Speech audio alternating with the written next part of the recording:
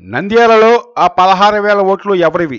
నంద్యాలలో 4,500 ఓట్ల తొలగింపు, 16,000 ఓట్లపై విచారణ. ఆ ఓట్లు ఎవరివి? వీటిపై ఫిర్యాదులు ఎందుకు వచ్చాయి? ఈ ఓట్ల తొలగింపుతో నష్టపోయేది ఎవరు? నంద్యాలలో నామినేషన్ల గడువు ముగిసింది. 7వ తేదీన ఓటర్ల తుది జాబితా సిద్ధం కానుంది. అయితే ఆ 16,000 ఓట్లపై అనేక ఫిర్యాదులు ఎన్నికల సంఘానికి చేరాయి.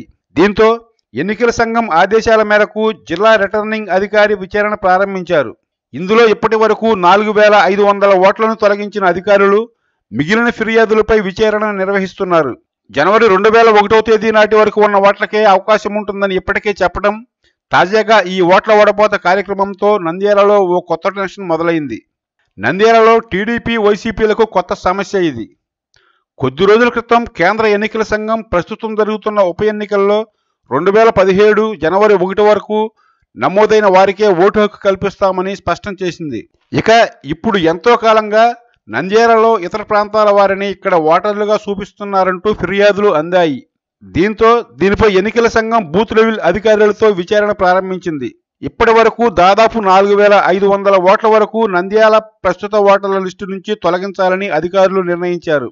మిగిలిన ఫిర్యాదులపైన పూర్తి స్థాయిలో బూత్ల వారీగా విచారణ జరిపి 7వ తేదీ నాటికి ఫైనల్ జాబితా సిద్ధం చేస్తామని అధికారులు చెబుతున్నారు.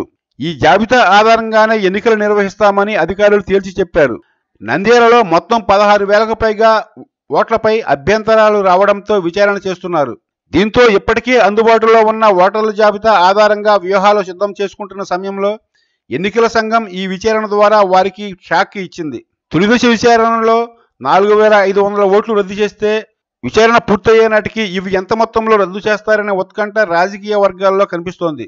దీనిపై పెద్ద ఎత్తున ఫిర్యాదులు చేసింది వైసీపీ నేతలే అని సమాచారం.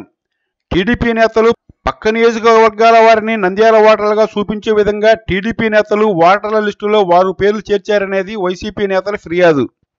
అయితే వైసీపీ నేతలే ఇటువంటి ప్రయత్నాలు చేస్తున్నారని టీడీపీ నేతలు విమర్శిస్తున్నారు.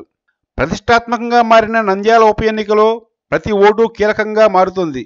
ఈ పరిస్థితుల్లో వేల సంఖ్యలో రద్దవుతున్న ఈ ఓట్ల కారణంగా ఏ పార్టీకి నష్టం వాటిల్లుతుందనే చర్చ పెద్ద ఎత్తున జరుగుతోంది.